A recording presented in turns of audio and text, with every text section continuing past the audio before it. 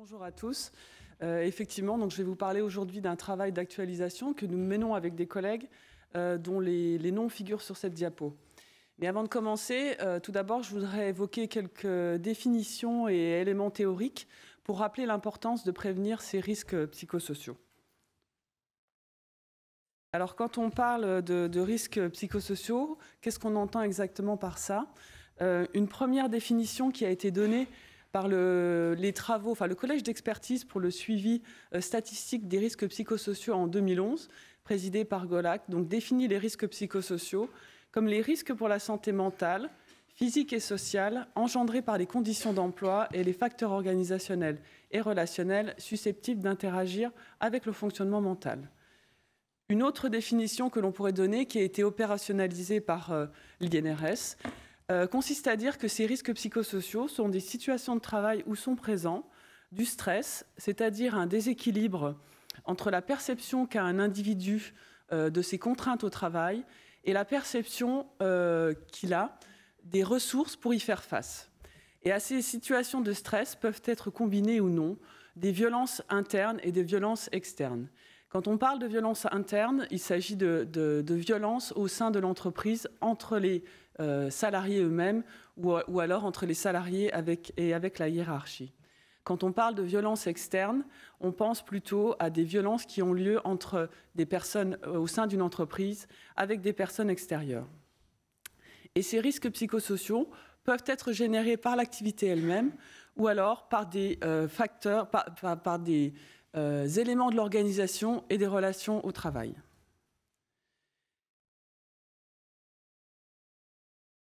Comme l'a rappelé le docteur Salingro dans son introduction, les risques psychosociaux sont importants à considérer pour deux raisons principales. Il y en a d'autres. La première, c'est qu'effectivement, les expositions à des facteurs générateurs de RPS sont fréquentes. Et par exemple, donc je reprendrai des données issues des enquêtes conditions de travail de la DARES en 2016 et en 2019, qui faisaient état effectivement de 45% de salariés qui déclaraient devoir toujours ou souvent se dépêcher pour faire leur travail, 30% qui signalaient avoir subi au moins un comportement hostile dans le cadre de leur travail au cours des 12 derniers mois, 27% qui déclaraient devoir cacher leurs émotions, faire semblant d'être de bonne humeur, toujours ou souvent, et 20% qui craignaient de perdre leur emploi. Donc vous le voyez, des expositions qui sont loin d'être rares.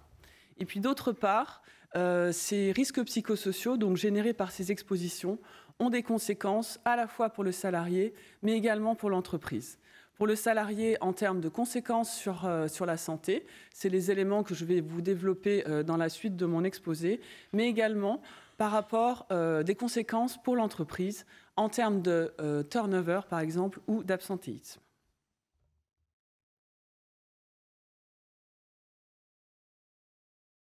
Dit autrement, un individu au travail qui évolue donc au sein de son entreprise, sa situation de travail peut être caractérisée donc par des contraintes ou ressources psychosociales, où l'on peut effectivement, où il peut y avoir effectivement présence de violences internes et externes. Et ces contraintes psychosociales peuvent générer un état de stress chronique, lui-même pouvant avoir des conséquences sur la santé. Et ces conséquences sur la santé peuvent avoir également des conséquences pour l'entreprise en termes économiques en particulier. Je ne développerai pas ces aspects économiques aujourd'hui. Et puis finalement, cette situation de travail à laquelle le travailleur est soumis dans le cadre de son travail, eh bien, elle est déterminée par ce qu'on appelle les facteurs organisationnels, c'est-à-dire les caractéristiques de l'organisation du travail, donc qui est mise en place au sein de l'entreprise. Et donc, pour pouvoir prévenir ces RPS, il est important de pouvoir identifier les facteurs en amont, les facteurs de RPS, afin de pouvoir proposer des actions de prévention efficaces. Le rapport, donc les travaux du collège d'expertise pour le suivi des risques psychosociaux a proposé donc une classification en 2011, une classification des facteurs de risque psychosociaux ou exposition psychosociale, et donc a répertorié 6 grands types de catégories de facteurs de risque psychosociaux. L'intensité et le temps de travail, les exigences émotionnelles, le manque d'autonomie, les rapports sociaux au travail dégradés, les conflits de valeurs et l'insécurité de la situation de travail.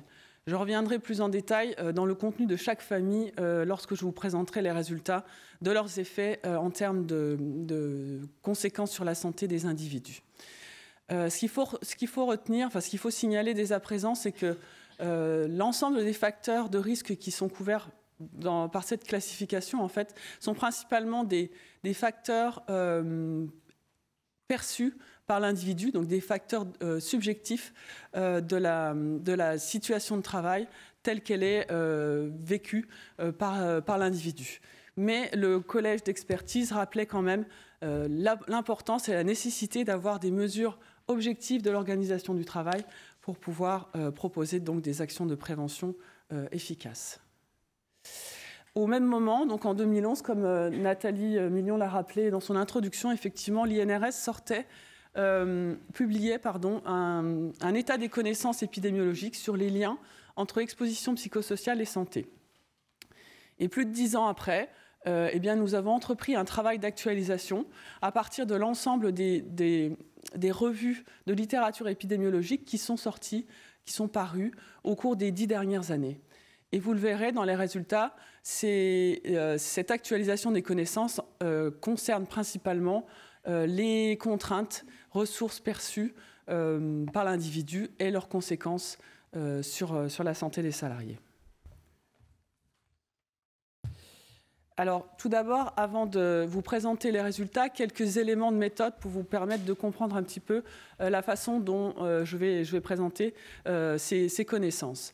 Alors, sur la base des revues de littérature que nous avons sélectionnées, si les résultats étaient convergents, donc vis-à-vis de l'existence de surrisques, basés sur au moins 5 études longitudinales, donc 5 études longitudinales, ça veut dire que ce sont des études qui permettent de regarder dans le temps l'effet d'une exposition sur la survenue ultérieure d'un événement de santé.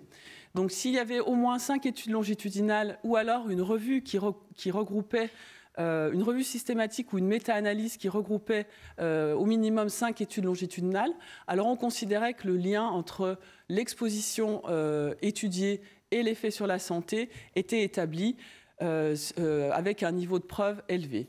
Dans la suite de ma présentation, ces liens établis seront représentés en violet. Donc dès lors que vous avez des résultats avec du violet, ça veut dire que le lien est établi. Quand les résultats étaient toujours convergents vis-à-vis de l'existence d'un surrisque, mais que les données finalement épidémiologiques étaient moins nombreuses, c'est-à-dire 3-4 études longitudinales ou alors une revue systématique ou méta-analyse qui utilisait les données de 3-4 études longitudinales, on considérait que le lien existait, mais que ce lien pouvait être renforcé par de nouvelles études longitudinales en particulier. Et on attribuait donc un niveau de preuve modéré par rapport à l'existence de ce lien. Et donc là, vous le voyez, le code couleur orange figurera donc l'ensemble des résultats par la suite de ces relations avec un lien qui existe mais qui reste à confirmer. Et puis, si peu ou pas d'études longitudinales ou alors les résultats étaient divergents, alors on considère que le niveau de preuve est insuffisant et qu'il y a encore besoin de produire des connaissances sur le sujet pour pouvoir établir un lien entre une exposition et des conséquences sur la santé. Aujourd'hui, je vais limiter uniquement ma présentation aux résultats établis et aux résultats à consolider, on va dire. Et les résultats que je vais vous présenter vont se faire sous la forme d'un excès de risque, donc exprimé en pourcentage. Et pour vous donner une idée, pour un excès de risque qui est de 100%, par exemple, ça veut dire que une personne qui est exposée à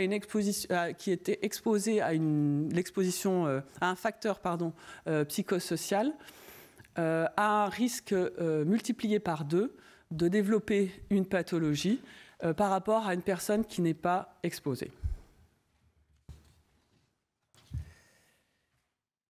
Alors, et donc je vais vous présenter aussi ces résultats donc, en suivant la classification qui avait été proposée par le collège d'expertise présidé par Golac. La première famille de facteurs de risque concerne l'intensité et le temps de travail. Alors cette intensité et le temps de travail, elle est mesurée d'une part par l'intensité et la complexité du travail, c'est-à-dire l'ensemble des exigences qui sont associées à l'exécution du travail en termes quantitatifs, mais aussi qualitatifs. Alors il y a différentes façons de mesurer cette intensité et cette complexité, de manière indirecte, en s'intéressant aux déterminants, mais aussi aux conséquences. Dans la littérature, c'est essentiellement la perception de cette intensité et de cette complexité qui est mesurée, étudiée, et celle-ci se fait principalement par le questionnaire de Karasek, qui est un questionnaire historique développé depuis les années 80 et qui a une dimension donc de la demande psychologique qui permet de mesurer cette exposition en particulier. Et nous avons également le questionnaire de Sigrist avec sa dimension effort qui permet aussi d'avoir une idée de la perception par l'individu de l'intensité et de la complexité du travail. Une deuxième dimension de cette grande famille concerne le temps de travail. Alors quand on parle de temps de travail, on pense tout de suite à la durée du travail, mais aussi à son organisation. Donc ça fait référence au nombre d'heures travaillées, mais également on pense aux horaires atypiques, travail de nuit, travail en horaire posté par exemple. J'ai choisi aujourd'hui de vous présenter des résultats en lien avec un temps de travail prolongé, perçu ou pas par l'individu, qui excède en fait 48 à 50 heures par semaine ou alors 10 à 12 heures par jour. Alors, que nous dit la littérature sur les effets de cette exposition en termes de conséquences pour l'individu ? Alors d'une part, la littérature montre effectivement un lien établi entre une exposition à une forte intensité et complexité du travail et la survenue de TMS. Donc vous voyez un excès de risque de l'ordre de 19% quand on parle des TMS tous sites confondus, et puis avec des excès de risque qui peuvent varier en fonction des localisations. Plus 32% par exemple pour le bas du dos. Dans la sphère de la santé mentale également, des liens ont été établis entre le fait d'être exposé à une forte intensité et complexité du travail et la consommation de psychotropes, donc un excès de risque de l'ordre de 16% pour cette consommation, mais également en termes de troubles du sommeil et de burn-out, donc épuisement professionnel. Et là, vous le voyez, avec un excès de risque de l'ordre de 153%. Ça veut dire que finalement, le risque est plus que doublé par rapport à une personne qui n'est pas exposée à une forte intensité et complexité au travail. Enfin, sur la survenue d'accidents du travail également, des travaux ont montré que cette exposition pouvait être à l'origine d'un excès de risque de l'ordre de 47 à 163% en fonction des études. Concernant le temps de travail prolongé, donc supérieur à 50 heures par semaine, les études ont montré un lien établi avec la survenue de maladies coronariennes. Donc maladie coronarienne, infarctus du myocarde, par exemple, angine de poitrine, et donc un excès de risque de l'ordre de 12% lorsque ce temps de travail était prolongé. Également en termes d'AVC, accident vasculaire cérébral, mais également facteurs de risque de problèmes cardiovasculaires, les questions de surpoids et d'obésité. De la même manière, dans la sphère de la santé mentale, le lien a été établi avec la survenue de troubles dépressifs et troubles du sommeil. Vous voyez dans ce cas-là que le lien reste toutefois à consolider.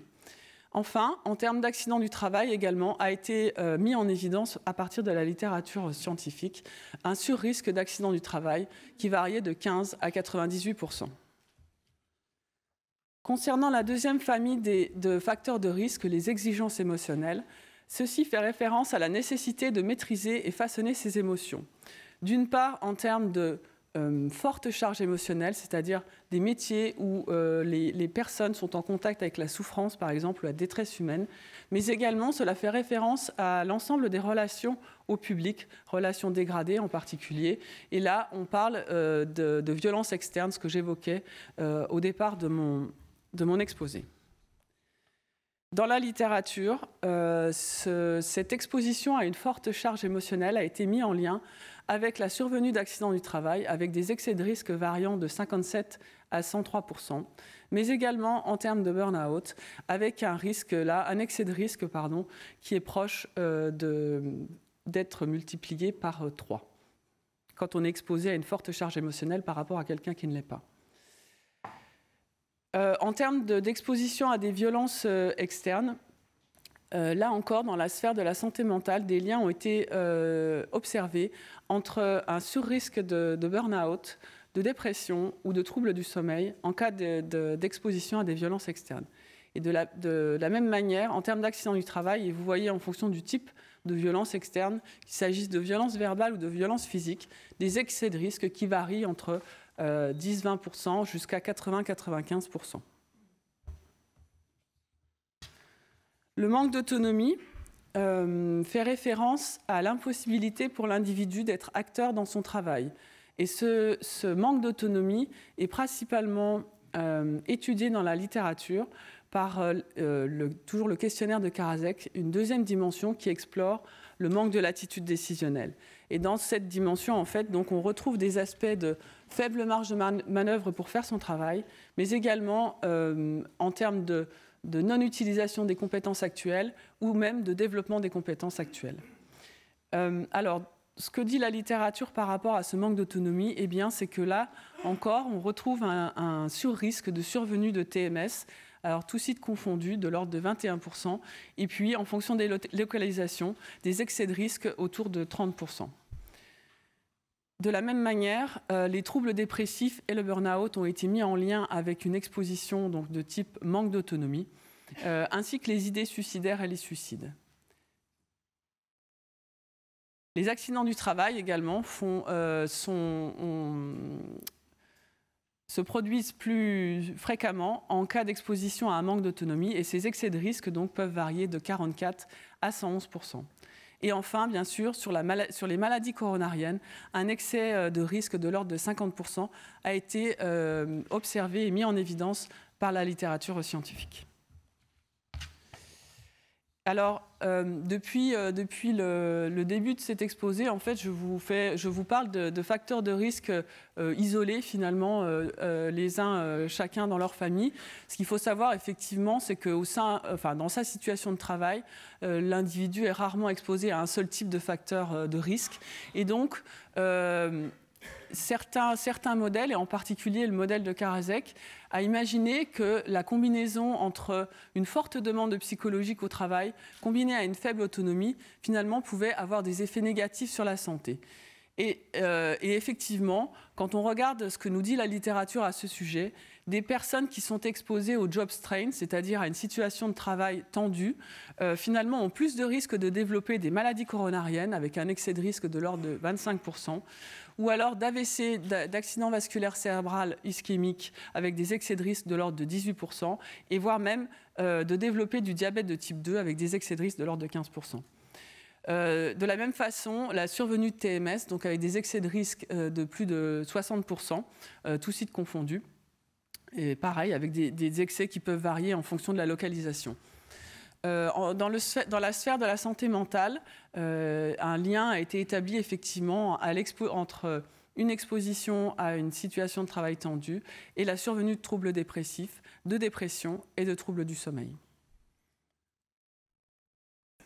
Enfin, les accidents du travail également se produisent plus fréquemment en cas d'exposition à une situation de travail tendue, avec des excès de risque qui varient de 71 à 131%. C'est précis. Hein. Pour continuer, donc la famille des rapports sociaux au travail dégradés. Alors c'est une famille qui a trait finalement qui a trait au rapport entre les travailleurs au sein d'une entreprise ou entre le travailleur et l'organisation qui l'emploie.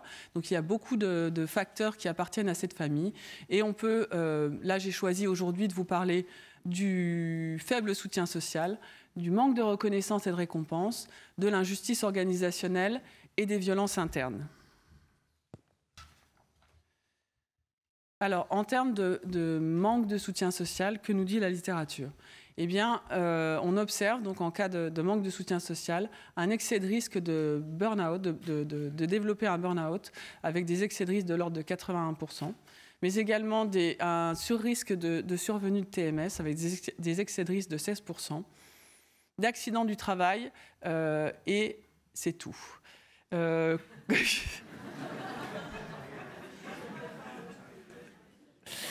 m'emballe. Voilà, c'était le soutien social.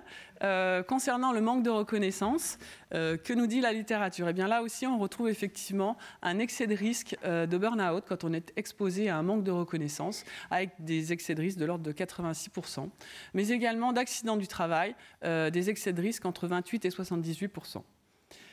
L'injustice organisationnelle, alors elle est composée de différentes dimensions. Celles qui sont le plus souvent étudiées dans la littérature sont relatives à la justice relationnelle et la justice procédurale. Et alors, en cas d'exposition à une injustice organisationnelle, eh bien, la littérature nous dit qu'effectivement, le surrisque de développer des troubles dépressifs est relativement bien établi, avec des excès de risque qui varient entre 20 et 51%, mais également en termes de dépression, de burn-out et de troubles du sommeil. Les maladies coronariennes également sont plus susceptibles d'apparaître en cas d'exposition à une injustice organisationnelle, avec des excès de risque de l'ordre de 62%. En termes de violence interne, alors quand on parle de violence interne, c'est essentiellement des expositions, harcèlement moral en particulier. Dans ce cas-là, effectivement, un lien a été fait avec la survenue de troubles du sommeil, des excès de risque de 80%, mais également de troubles dépressifs. Concernant les accidents du travail, également, un lien établi entre ces expositions au harcèlement moral ou sexuel et la survenue d'accidents du travail, avec des excès de risque entre 43 et 91%. Enfin, de la même manière, Sigrist a proposé dans son modèle finalement une combinaison entre deux types de facteurs de risque. D'une part, les efforts fournis par l'individu pour réaliser son travail, et d'autre part, la perception des reconnaissances qu'il a en retour. Et quand les efforts fournis et la perception des reconnaissances reçues en retour ne semblent pas équilibrés, on parle de déséquilibre effort-récompense. Et ce déséquilibre effort-récompense, il a été mis en lien effectivement avec la survenue plus fréquente de maladies coronariennes, des excès de risque de l'ordre de 19%, mais également de diabète de type 2. Et de la même manière, cette exposition au déséquilibre effort-récompense entraîne plus souvent des troubles dépressifs et des troubles du sommeil. Une cinquième famille de facteurs de risque concerne les conflits de valeurs.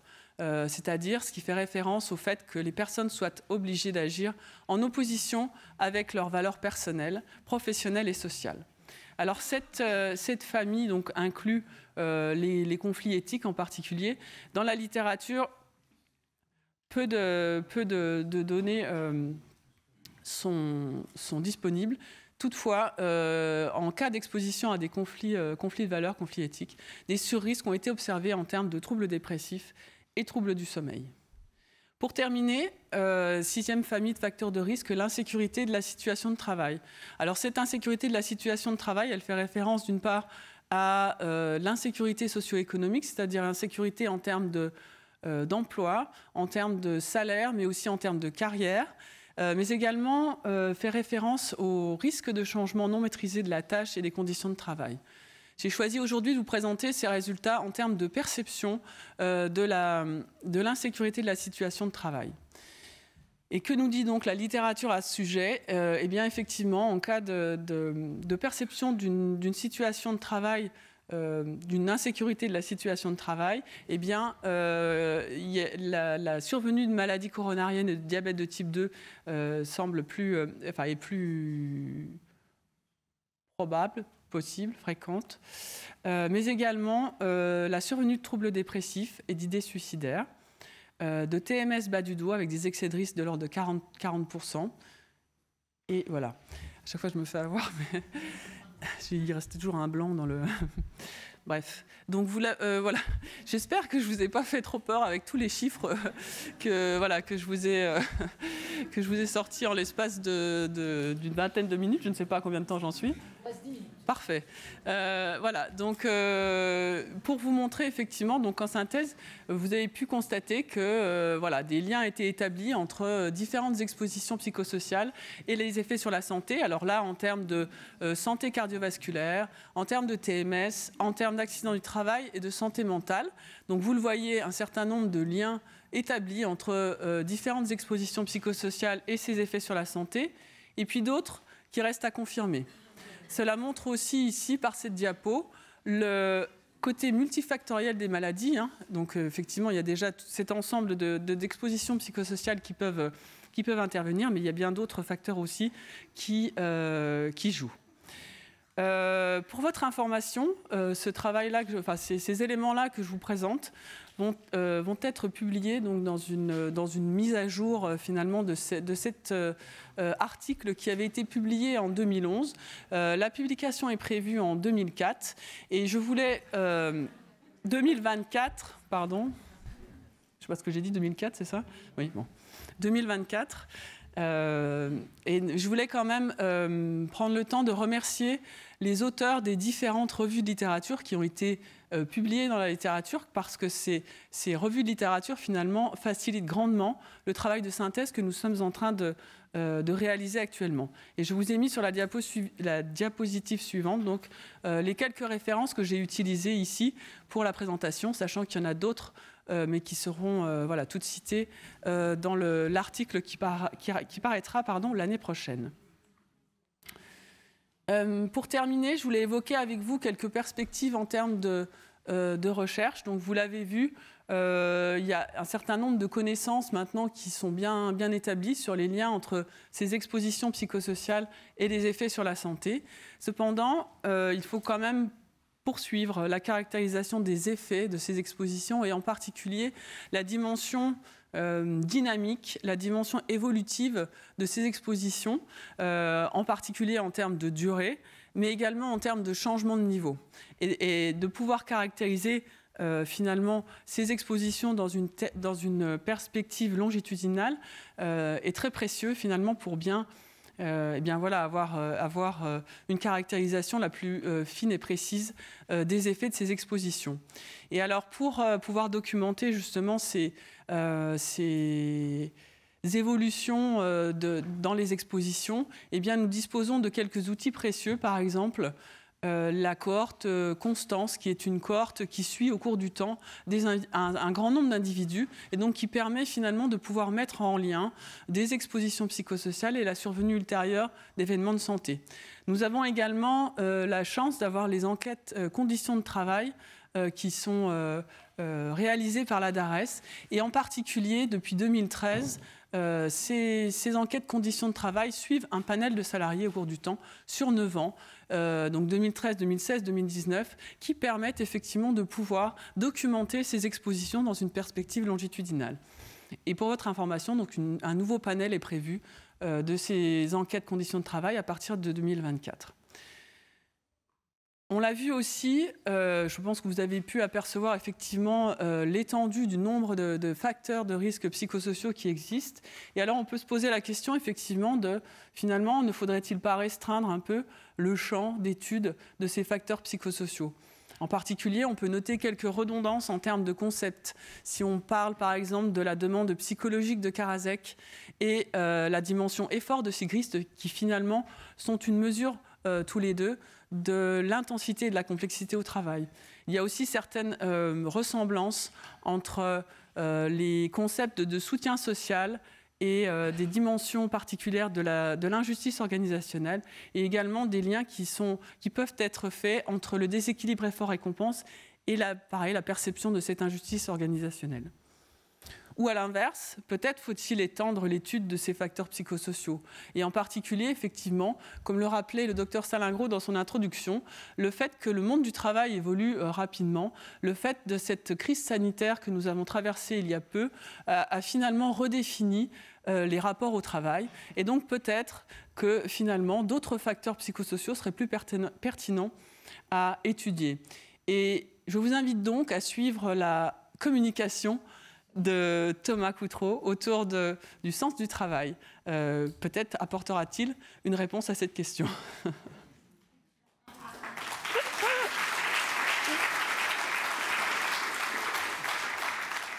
Également, vous l'avez vu, effectivement, un individu dans sa situation de travail est rarement exposé à un seul type de facteur psychosocial. Donc il est important de considérer la multi-exposition, et notamment la coexistence de différentes expositions, et savoir quels effets ces coexpositions peuvent produire en termes de conséquences pour l'individu. Et là, je vous invite à suivre la communication de Régis Collin autour des effets justement de la coexposition entre facteurs physiques et psychosociaux. C'est juste après le repas.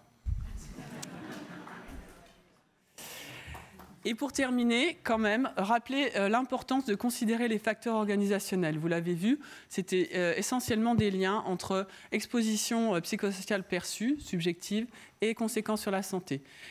Pour illustrer ces aspects de considérer les facteurs organisationnels, je vous invite cette fois-ci à venir écouter la présentation de Aude Cuny, qui parlera donc de déploiement d'outils de gestion, mais également de Corinne van der Werf, qui parlera du déploiement de nouvelles formes d'organisation.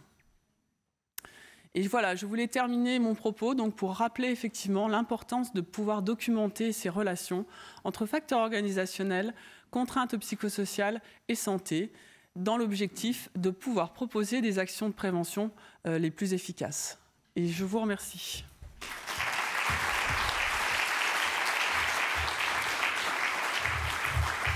Merci beaucoup, Madame Boigny. Merci d'avoir joué collectif et d'avoir teasé le reste de la journée.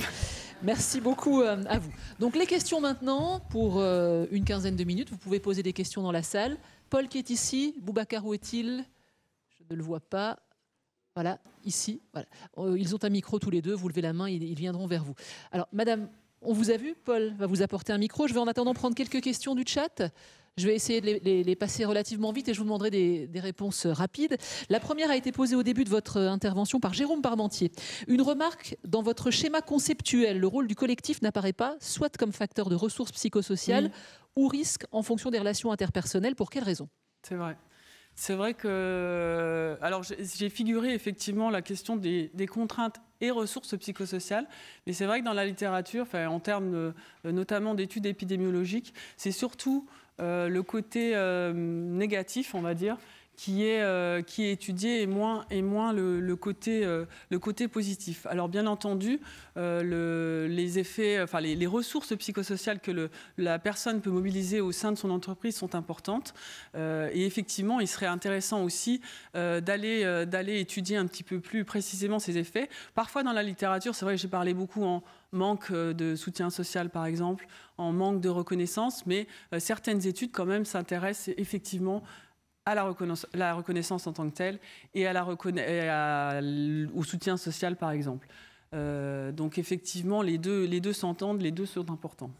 Question de Virginie Jules, qui a regardé vos slides avec beaucoup d'attention. Slide 13. Elle a noté que l'excès de risque pour un accident du travail suite à exposition aux violences physiques était moindre que pour les violences verbales.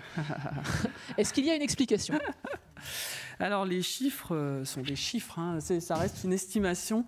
En fait, voilà, il faut pas. Alors c'est vrai que je vous ai présenté des excès de risque 21%, 46%, c'est extrêmement précis.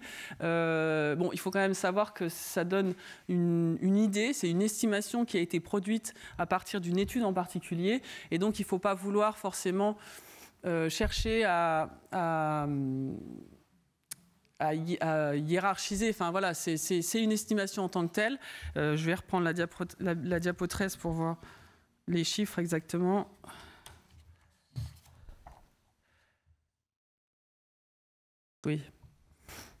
Oui, voilà, c'est entre 10 et 20% effectivement en fonction du type de violence, et 80-95%. Après, ça dépend, je pense, aussi du type d'accident du travail. Voilà, c'est pas forcément peut-être les mêmes accidents du travail qui sont étudiés quand on parle d'agression, de violence verbale ou de violence physique. Vous voyez qu'on regarde vos présentations avec beaucoup d'attention de l'autre côté de l'écran. Nicolas Mellon, qu'est-ce qui fait que le critère durée de travail retenu dans l'étude présentée est supérieur à 50 heures, alors que si l'on s'en réfère au rapport Golac, à la référence Golac, c'est plutôt 45 heures? Eh bien, en fait, dans la littérature, les résultats observés finalement montrent des surrisques de différentes pathologies pour ce seuil de 48 heures ou 50 heures par semaine. En deçà, Pour le moment, peut-être pas. Je ne vais pas répondre de manière assez ferme, mais voilà, les excès de risque ont été démontrés de manière forte par rapport à des seuils de 48 ou 50 heures. Vous pouvez continuer à poser vos questions sur le chat. Madame, est-ce que vous pouvez vous présenter et vous lever pour qu'on vous voit bien? Hélène Cortès, je suis consultante et j'aide des dirigeants d'entreprises à notamment éviter ces problèmes-là. Je suis très intéressée de voir ces chiffres qui sont sans appel, évidemment. Ce qui aide beaucoup les dirigeants qui veulent bien faire, hein. La plupart des gens veulent bien faire, c'est de savoir aussi quels facteurs de protection ils peuvent mettre en place, oui, parce qu'ils n'ont pas eux-mêmes toutes les marges de manœuvre parfois. Et j'aimerais vraiment que ces aspects-là puissent être valorisés dans votre étude de actualisation, parce que ça donne vraiment des premiers pas à faire pour sortir de situations excessivement compliquées. Oui, oui. Oui, ça n'apporte pas de... oui. Juste une approbation, madame. Oui. Voilà. Si vous avez d'autres questions, vous levez. Alors, monsieur, je vous laisse vous présenter. Oui, bonjour à tous. Romain Descourrières, je travaille chez Terius, qui est un cabinet de conseil qui fait notamment de la prévention des risques psychosociaux. Et par ailleurs, je suis médiateur. Alors déjà, merci madame pour tous ces chiffres, parce que je pense qu'on a besoin d'avoir de la réalité chiffrée et de dire qu'en fait, tous ces risques, oui, ils sont vraiment réels. Alors peut-être qu'il est un petit peu tôt pour poser la question, mais moi, je vois donc un coût qui est fort pour l'entreprise, un coût qui est fort aussi en termes de santé pour les salariés. Je trouve qu'on ne parle peut-être pas assez du coût pour la société, parce que des risques psychosociaux qui sont en hausse, c'est l'absentéisme, c'est des maladies qui sont parfois longues. Et peut-être que, je ne sais pas si on ouvre dès maintenant le débat, mais est-ce qu'à un moment, on va inciter les entreprises à participer à ce coût finalement qui est un coût énorme pour la société? Et si oui, comment? Madame Boigny, est-ce que vous avez une réponse dès 10h19? Je pense qu'il est un peu tôt. Hein, voilà. On va se laisser la pause, le déjeuner, et on en reparlera en cours de journée. En tout cas, merci monsieur d'avoir ouvert le débat. Monsieur, je vous ai vu. Dans un instant, je vous passe la parole. Quelques questions sur le chat. Question de Nadège Virio. La maladie de l'addiction n'apparaît pas sur les surrisques. Là, pardon ? La maladie de l'addiction. Ah oui, effectivement. Oui, alors on a fait... là, j'ai fait un choix en termes de type d'exposition et en termes d'effet sur la santé. Mais effectivement, les questions d'addiction, alors un petit peu au travers de la consommation, on va dire, de psychotropes. Mais il y a également des éléments autour de la consommation d'alcool. Par exemple aussi, qui sont un petit peu abordés dans la littérature, qui feront partie de ce travail d'actualisation. Question de Marie-Noël Bourreau. Retrouve-t-on un lien entre risques psychosociaux et cancer? Alors, j'ai pris quelques aides. Alors, sur les cancers, en fait, il y a des études ont été réalisées, notamment en termes d'exposition à des temps de travail prolongés. Où effectivement il y avait des liens qui avaient été établis entre temps de travail prolongé et cancer du sein en particulier. Et alors là, quand on parle de temps de travail prolongé, finalement là on est plus dans la sphère finalement des horaires atypiques et du travail de nuit pour ce type de pathologie. Question. Mais ce qui est quand même le plus étudié, c'est effectivement la sphère de la santé mentale, évidemment. Et puis le cardiovasculaire et TMS. Cardiovasculaire, c'est un peu historique avec le modèle, finalement, le modèle proposé par Karasek. Question de Clément Sandrieux. Beaucoup de facteurs RPS génèrent un surrisque de burn-out. Quelle définition du burn-out avez-vous retenue dans cette étude? Alors là, essentiellement, pour le burn-out, ça considère la dimension de l'épuisement. Attendez, je reprends aussi mes... Alors vous ne le voyez pas, mais il y a un document de 400 pages qui est caché par le pupitre. J'ai essayé de restreindre un peu, mais c'est essentiellement donc le burn-out. Il est étudié au travers de l'épuisement émotionnel en particulier.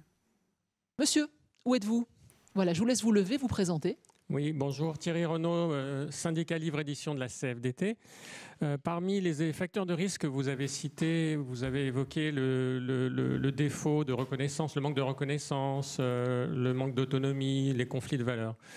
ces éléments-là sont des éléments qui peuvent être différents d'un pays à l'autre. C'est-à-dire que les besoins des personnes qui sont liés à leur culture peuvent être très différents. Donc on peut avoir dans des études britanniques et françaises des chiffres assez différents. Comment, d'un point de vue épidémiologique, vous pondérez ce biais ?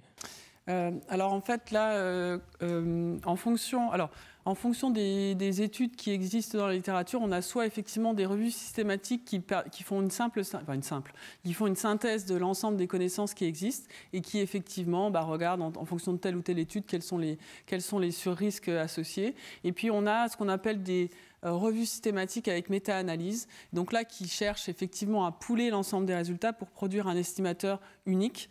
Et c'est dans le cadre des méta-analyses, en fait, il y a des méthodes statistiques qui permettent de tenir compte. Alors déjà, quand on pool des résultats, effectivement, on regarde un petit peu en termes d'études, de quoi il s'agit, la qualité de ces études.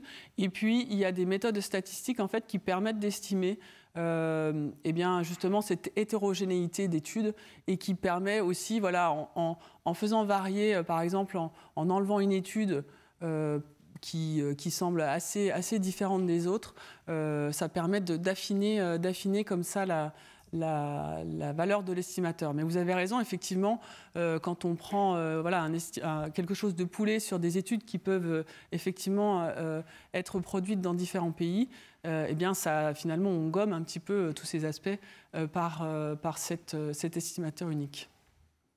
Et c'est toujours la perception de l'individu qui est prise en compte. C'est le subjectif.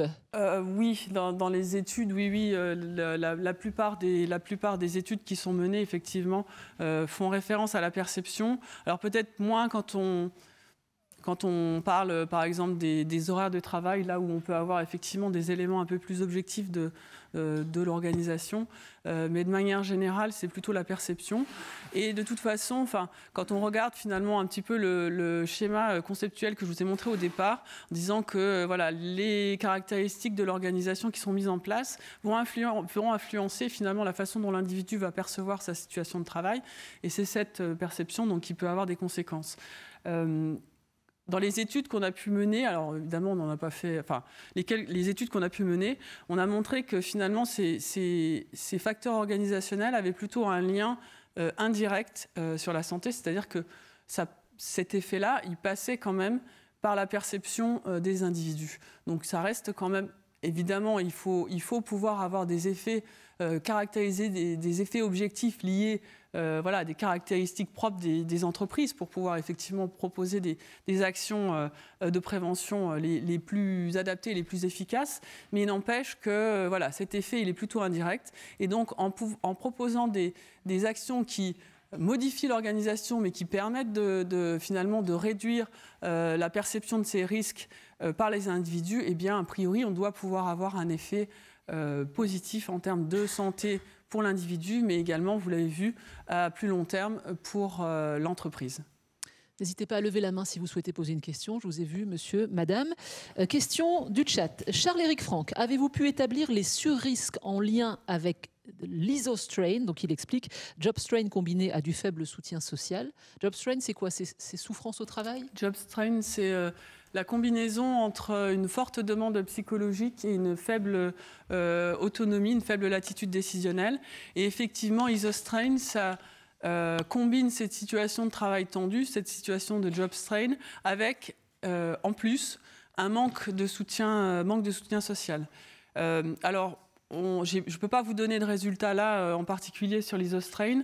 C'est ce qui est étudié plus largement dans la littérature, c'est effectivement le job strain, le travail tendu. Isostrain, un peu moins, mais on regardera cet aspect-là avec intérêt pour la publication. Alors, question très intéressante de Daniel Machado. Avez-vous des chiffres sur l'impact différencié de l'exposition au risque en fonction du sexe? Oui. Voilà, merci monsieur Machado. Oui, j'ai pas suffisamment de... Dans les 400 pages, vous ne les avez pas. J'ai pas suffisamment d'aide sous les yeux pour pouvoir répondre précisément à cette question. Mais effectivement, en fonction du type d'exposition, on montre des effets différenciés en fonction du genre. Par exemple, de mémoire, en termes d'intensité et complexité du travail, des effets peut-être un peu plus important chez les hommes. Et puis, quand on étudie les exigences émotionnelles en particulier, là, des effets peut-être plus marqués chez les femmes. Monsieur avait une question, je ne le vois plus. Monsieur, voilà, vous avez le micro, je vous laisse vous présenter, vous levez. Oui, alors Bertrand Denis, je suis auditeur de système de management de la santé et de la sécurité au travail et je suis confronté de temps en temps dans mes audits à des situations où je vois que les gens ne sont pas en manque enfin, n'ont pas trop d'autonomie, mais justement ils en ont trop. C'est-à-dire que le facteur numéro 3, vous dites, ma foi, j'ai pas assez d'autonomie, finalement j'en ai trop. Et avoir trop d'autonomie, c'est une situation d'inconfort. Les personnes ne peuvent pas prendre de responsabilité, n'ont pas les moyens. Pourquoi on est toujours sur une étude sur absence d'autonomie alors que trop d'autonomie, c'est aussi très inconfortable. Oui, vous avez raison. Effectivement, cette dimension-là en particulier est abordée dans le sens où on dit manque d'autonomie. Oui, effectivement, c'est pas bon pour l'individu. Mais il se trouve qu'effectivement, dans certains cas, le fait d'avoir trop d'autonomie peut aussi mettre en difficulté les individus.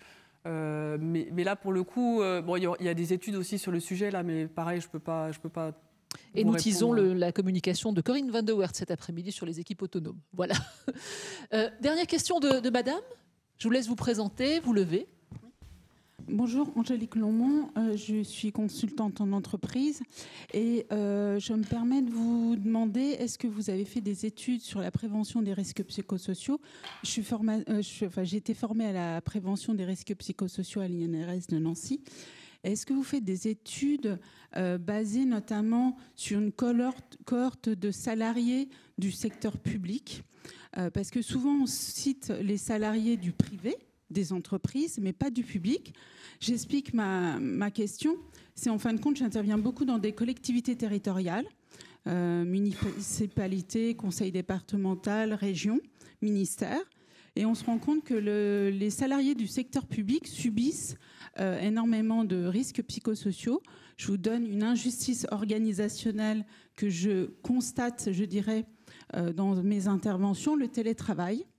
Pour ceux qui ont la chance d'avoir un job télétravaillable, comme les secrétaires, les comptables, les services RH, et les agents d'accueil qui n'ont pas un travail télétravaillable, ont un sentiment d'injustice organisationnelle.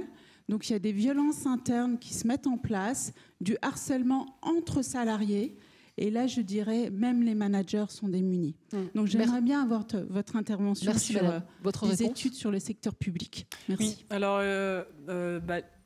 déjà pour dire que l'INRS, donc nous on intervient principalement dans les salariés du régime général, donc secteur privé effectivement, mais il n'empêche que on peut être amené aussi à intervenir dans le secteur public et en général, effectivement, les connaissances qu'on peut produire finalement pour le secteur privé peuvent s'appliquer aussi, bien évidemment, pour le secteur public. Concernant les études, alors là, vous parlez du télétravail en particulier, où effectivement, ça fait partie des sujets en fait qui vont être étudiés à l'INRS ces prochaines années, justement pour effectivement documenter les effets là que vous rapportez en termes de comment finalement se réorganise le travail parmi ceux qui peuvent télétravailler et parmi ceux qui ne peuvent pas télétravailler, et la façon dont les managers effectivement vont pouvoir y faire face. Donc ça, ce sont des sujets qui vont être, qui ont commencé à être étudiés, mais qui vont faire l'objet d'études d'ici quelques années.